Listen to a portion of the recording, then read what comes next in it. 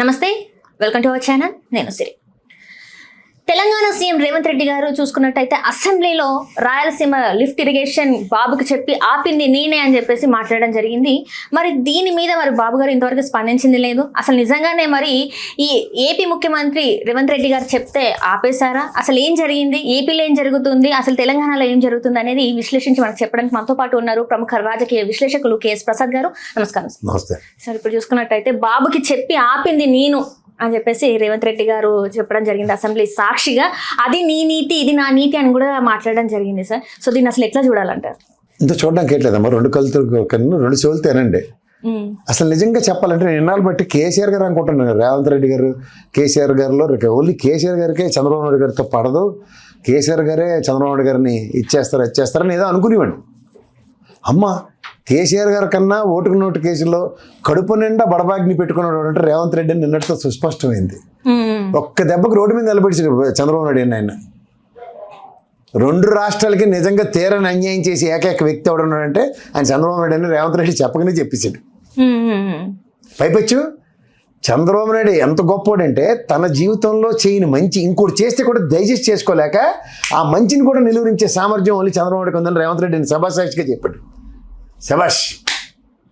ఈ రోజు దాకా చంద్రబాబు నాయుడు గారి గురించి ఎవరికైనా ఒక ఇల్యూజన్ ఏమైనా ఉంటే ఏమో రాష్ట్ర ప్రయోజనాల కోసం చంద్రబాబు నాయుడు అనుకుంటే అది భ్రమ అని నన్ను వెచ్చలవిడిగా చెప్పగలిగాడు.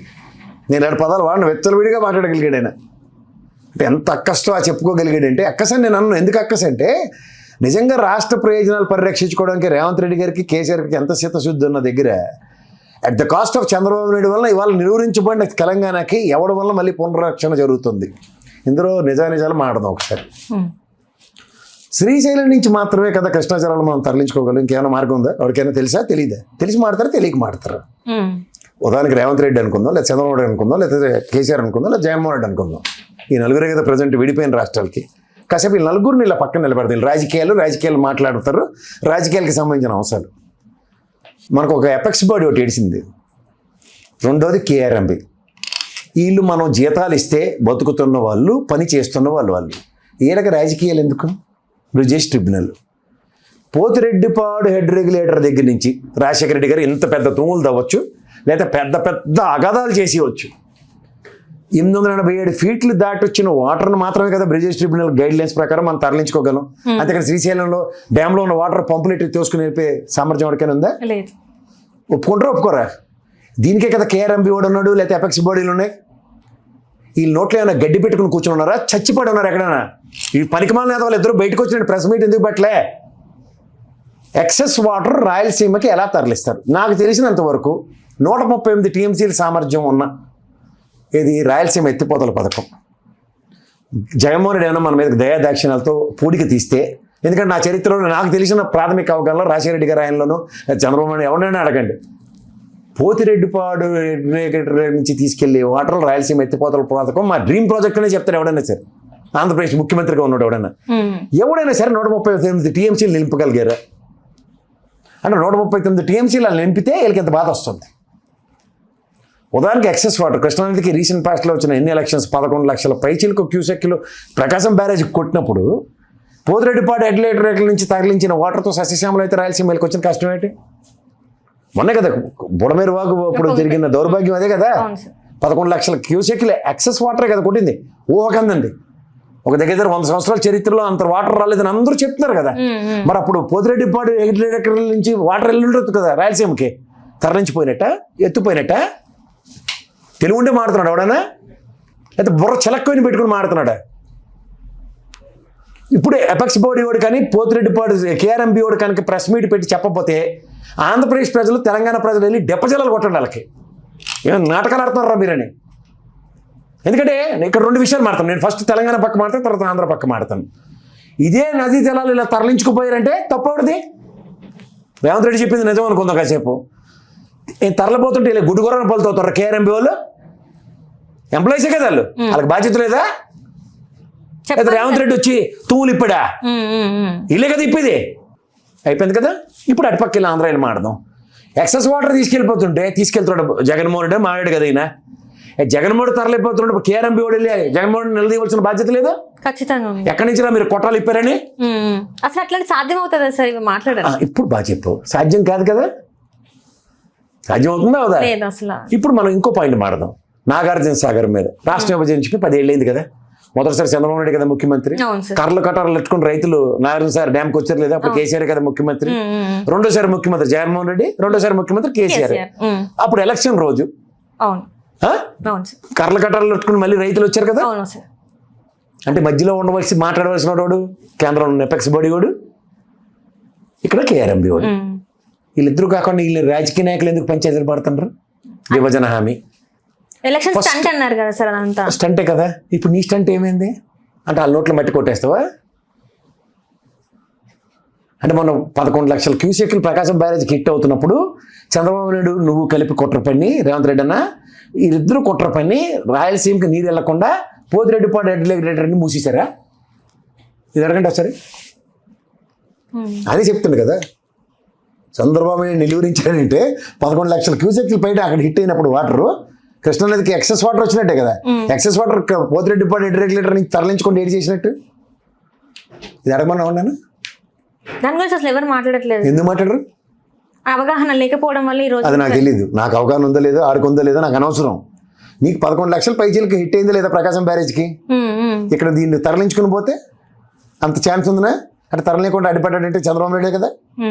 ఇక్కడ నేను నా నెగోసియేషన్స్ ఫలించాయంటే రేవంత్ రెడ్డికి చంద్రబాబు నాయుడే కదా రాయలసీమకి అన్యాయం చేసిన వాళ్ళు. ఒప్పుకోలే ఒప్పుకోక్కర్లేదా? లేదంటే అప్పుడు పోతిరెడ్డిపాడు రెగ్యులేటర్ నుంచి వాటర్ వదిలేమని ఒప్పుకోమను.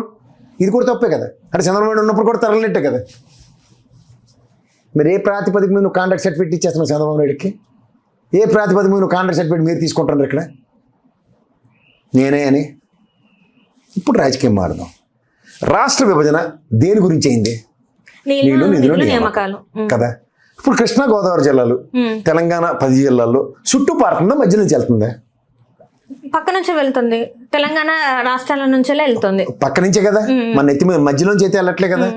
ఏదైనా ఎత్తిపోతల పథకం నుంచి కదా బొక్క నీళ్లు. గతంలో రాజశేఖర రెడ్డి గారైనా గోదావరి నదీ జలాల తరలింపు, కృష్ణా నదీ జలాల తరలింపు, కృష్ణా నదీ జలాలతోనూ పోతిరెడ్డిపాడు రెగ్యులేటర్ నుంచి కానీ లేదంటే తరలిపోతున్న వాటి ఇవన్నీ మాట్లాడుతున్న విషయాలు పాతవే కదా. కొత్తవి ఏమైనా లేటెస్ట్ ఉన్నాయి?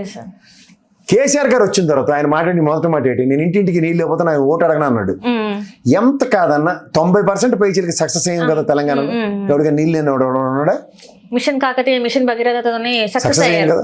చెరువులన్నీ పూడికలు తీశారు, వాళ్ళ చేతనైంది. మిషన్ భగీరథ అన్నది ట్యాంకులు కట్టి బ్లూ కలర్ లో ట్యాంకులు ప్రతి ఒడి ఊర్లోనే కనబడుతున్నాయి కదా. నీళ్ళు తాగుతున్నాం కదా మనం. ఇది ఎవరు ఆయనలో వచ్చినట్టు? కేసీఆర్ హయాంలో వచ్చినట్టు. ఇప్పుడు నేను హరీష్ రావు గారు ప్రెజెంటేషన్ ఒకటి ఇచ్చారు. 10 ఏళ్ల కాంగ్రెస్ పాలన విభజనకు ముందు ఎన్ని ఎకరాల సాగు, ఇప్పుడు ఈ రీసెంట్లో ఎన్ని ఎకరాల సాగు? మీరు చెప్తున్నారు పక్కన కాళేశ్వరం ప్రాజెక్టు వల్ల 6 లక్షల ఎకరాలు సాగు లేకపోయినా ప్యాడీ ప్రొజెక్షన్లో మన నెంబర్ 1 అని మీరే చెప్తున్నారు. శబాష్, ఒప్పుకుంటున్నాం కదా. ఈ 6 లక్షలు కూడా అయితే మహా అద్భుతం చేస్తే ఏమన్నా కాదంటాడు ఎవడన్నా మీకు? ఇది అద్భుతమే కదా. మహా అద్భుతం జరిగితే ప్రపంచంలో టాప్ 10 డేస్లో ఆంధ్రప్రదేశ్లో నుంచి లేదా విభజించిన తెలంగాణ నెంబర్ 1లో ఉందంటే మీకు వచ్చిన కష్టం ఏంటండి రేవంత్ రెడ్డి గారు?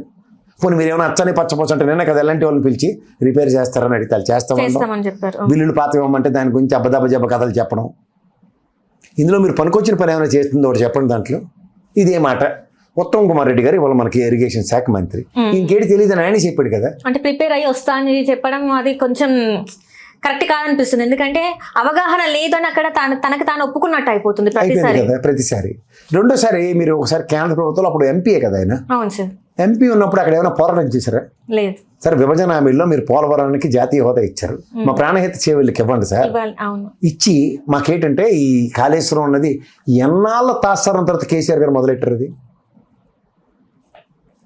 ఎన్నాళ్ళ మరి సెకండ్ టర్మ్లోనే కదా అది కంప్లీట్ అయ్యి మనం కాస్త ఫస్ట్ టర్మ్లో కదా ప్రజెంటేషన్స్ అవన్నీ మొదలై ఏదో కింద మీద పడ్డాం.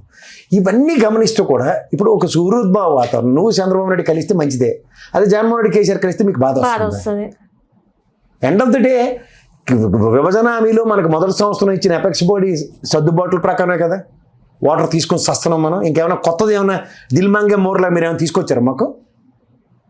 ఇప్పటికి మీ ఇద్దరు ముఖ్యమంత్రులతో ఏటీ కాదు దానికి ఎందుకు మాకు ఈ దిక్కుమాల ఆడవిడి మనకు సర్ల. మీరు ఎపెక్స్ బాడీ మీటింగ్ తర్వాత మీరు వచ్చారు. ఓ పక్క రామానాయుడు తలా తోకలని దిక్కుమాల ప్రెస్ మీటు, అసలు ఏటి సంబంధం లేదన్నట్టుగా మాట్లాడిన ఉత్తమ్ కుమార్ రెడ్డి ప్రెస్ మీట్. ఈ రెండింటికి కాంట్రడిక్షన్. ముఖ్యమంత్రి హోదాలో మీ ఇద్దరు ఏమైనా ఖండించారా? ఆయన గట్టేస్తానని మేము కట్టడానికి పర్మిషన్ ఇవ్వలేదని. ఇందులో ఎవరు రైట్ ఎవరు రాంగ్? మీ కింద సబార్డినేట్స్ మీద కంట్రోల్ లేదు. మరి మీరు ఆపేశారు కదా. అసలు బనకచర్లు అంటే లక్షలు చెప్తున్నాను ఇప్పటికీ. అక్కడ పోలవరంలో ఎక్సెస్ వాటర్ వస్తుంది, దాన్ని మళ్ళీ తీసుకొచ్చి ఆ బనకచర్ల పోలవరంలో ఎత్తిపోతల పథకం అది. దానికి ఆ కేంద్ర ప్రభుత్వం ఏడు చేస్తుంటే దేవుడికి కూడా ఇక్కడ తెలియదు. ఇప్పుడున్న సామర్థ్యం దాని కెపాసిటీ తగ్గించి కడుతున్నారు. కడితే ఇంకా ఎక్సెస్ వాటర్ ఎక్కడి నుంచి వస్తుంది? అంచేత టైం వేస్ట్ చేయడానికి అవతల చంద్రబాబు నాయుడు ప్రభుత్వం, ఇక్కడ కేసీఆర్ రేవంత్ రెడ్డి ప్రభుత్వం వచ్చి మీరు కాలక్షేపం చేసుకుని ఇంకో 3 ఏళ్ళు మీకు ఉంది, ఆయనకు 3 ఏళ్ళు ఉంది, కాలక్షేపం చేసుకుపోండి. ఎందుకు ఊరికనే దిక్కుమాల ఆడవడం మాకు? అవన పెళ్ళికి బాజాలు కొట్టి నేనే అని ఎందుకు ఈ దిక్కుమాల ఎలివేషన్లు మన ఎత్తికి? చాలా ఇంక కట్టి పెట్టండి ఎప్పటికైనా సరే. అంటే ఇది ఎప్పటికీ తేలని అంశం అంటారా? ఎప్పటికీ అది వీళ్ళతో అసలు కాదు. ఫస్ట్ థింగ్ ఇంకా కేసీఆర్ లట్టడు తెగించిదా ఎవడరా మనకు కట్టినోడు ఆ నిలబెట్టి పారబెట్టాడంటే వేరే కథ ఉంటుంది. ఈయనకి ఆ పారపెట్టి సామర్థ్యం కూడా లేదు. ఫస్ట్ అవగాహన తెచ్చుకోవాలి కదా సార్. అసలు అవగాహన లేదు సార్. ఒక అవగాహన లేదు. Principal secretary irrigation Uttam Kumar Reddy ఇచ్చిన కాగితం చదివిండి ఆయన.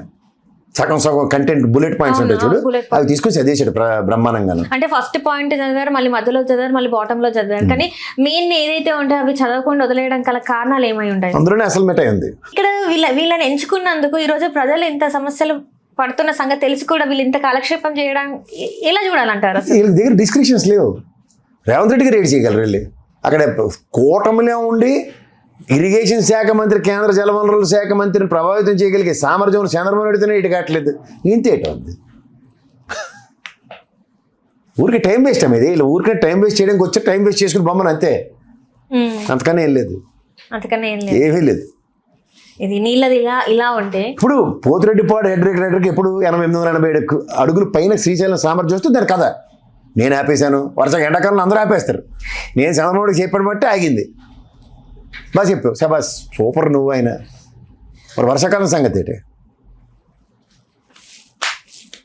నీకే నెట్ నోరు ఉంటుంది, అవతల ఆంధ్రప్రదేశ్ వాడికి నోరు ఉంటుంది అనుకుంటున్నా. మాట్లాడలేదు సార్. ఇంత జరిగింది, మరి దాని మీద ఒక ప్రెస్ మీట్ పెట్టి లేకపోతే ఏదైనా ఒకటి మాట్లాడాలి కదా సార్. ఇప్పుడు రామారెడ్డి ఒక్కడే ఉన్నాడు. ఆయన లండన్ పర్యటన పోయి ఎక్కడికో పోయి వస్తారు కదా చంద్రబాబు నాయుడు కొడుకు ఉచితం. కానీ ఆ నోట్లో 4 సర్వస్థితి అక్షరాలు రాస్తేనే కానీ ఆయన మాట్లాడలేడు. ఇప్పుడు ఏమైనా మాట్లాడుతుంటే టొపేరం లేచిపోద్ది. ఇంత జరుగుతుంటే రాష్ట్రాలు ఇంత ఇదిలో ఉంటే వీళ్ళు ఇంత అసలు నిమ్మకు నీరెత్తినట్టు ఉన్నారంటే అంటే పాలన వదిలేసినట్టేనా? ఇప్పుడు దీని మీద నేను ఒక విన్నపం చేస్తున్నాను. మా ప్రకాశాన్ని కూర్చోపెట్టి ఒకసారి ఇంటర్వ్యూ చేయమ్మా. నికర నిల్వలు వాటి ఆవశ్యకత అలాంటి పనికిమాలిన కన్నా అలాంటి గొప్ప వ్యక్తులు చెప్తే 2 రాష్ట్రాలకి బ్రహ్మాండమైన అవగాహన కల్పిస్తాడు ఆ వ్యక్తి. కానీ ఆ సార్ మాట్లాడితే ఎంతమంది చూస్తున్నారు సార్? చూడకపోతే అలా కర్మమ్మా. అట్లీస్ట్ మన వాళ్ళు చూస్తాం. ఇంకొంచెం డేటా బ్రహ్మాండమైన అనాలిసిస్ చేయడానికి ఉపయోగపడుతుంది. ఇప్పుడున్న డేటా ఏంటంటే గతం ఉందే, ఈ కొత్త డేటా ఏం లేదు. ఇవన్నీ పాత చింతకాయ పచ్చడి తాలింపులు వేసి రేవంత్ రెడ్డి కథలు, హరీష్ రావు గారు చెప్పింది అంతా పాత కథ. మేము చెప్పి సచ్చున్నాం. ఇందులో చేసి ఉద్ధరించింది ఏటీ లేదు. ఓన్లీ టపాసుబుతులు కబుర్లు లేవి. ఇప్పుడు ముఖ్యమంత్రి గారు, ఇప్పుడు తెలంగాణ ముఖ్యమంత్రి గారు మాట్లాడిన మాటలు అసలు అసెంబ్లీ సాక్షిగా రోజుకి దిగజారిపోయే వ్యాఖ్యలు అంటారా కాదంటారా? దిగజారిపోవడానికి నిశ్చయించుకున్నప్పుడు ఇప్పుడు నీకు ఎప్పుడు ఫ్రస్ట్రేషన్ వస్తుంది చెప్పు? ఇది ఏం కానప్పుడే కదా ఫ్రస్ట్రేషన్ వస్తుంది. అదే రేవంత్ రెడ్డి గారి state of situation. And frustrated soul అది. అటు ఈ డిస్కషన్స్ లేవు, ప్రభుత్వం నడిపించడానికి ఆయనకి డిస్కషన్స్ లేవు. వాళ్ళు ఏడు చెప్తే అది అవునా నిజమా అనుకున్నా. కేంద్రంలో ఉన్న ముస్లిం కాంగ్రెస్ వాళ్ళు, దమ్మిడికి పనికిరాని ముస్లిం కాంగ్రెస్ వాళ్ళు ఇచ్చే డైరెక్షన్లో రేవంత్ రెడ్డి గారు పనిచేయాలి. ఆయనకి కుదరదు. ఆయన ఏది పడితే సొంత పెత్తనాలు చేయాలి. ఏమీ కుదరవు, చేయలేడు. ఆయన ఓన్ డెసిషన్ తీసుకోలేడు. దీనికన్నా ముందు బట్టి విక్రమార్క అనేది చెప్తే వస్తేనే కానీ ఆయన కన్విన్స్ చేస్తేనే కానీ నేను వెళ్ళడానికి కూడా లేదు ఢిల్లీ. ఇన్ని బాధలు ఉన్నాయి ఆయనకి. ఈ మధ్యలో కేంద్ర ప్రభుత్వంలో బీజేపీ ఆడి శంకలో పుండులటోడు, ఆడి శంకలో పుండు ఎప్పటికీ తగ్గించినవాడు, రూపాయి ఎవడేవాడు. అంచేత ఈయన కష్టాలు ఎలా ఉంటాయి? తీరని వేతలే.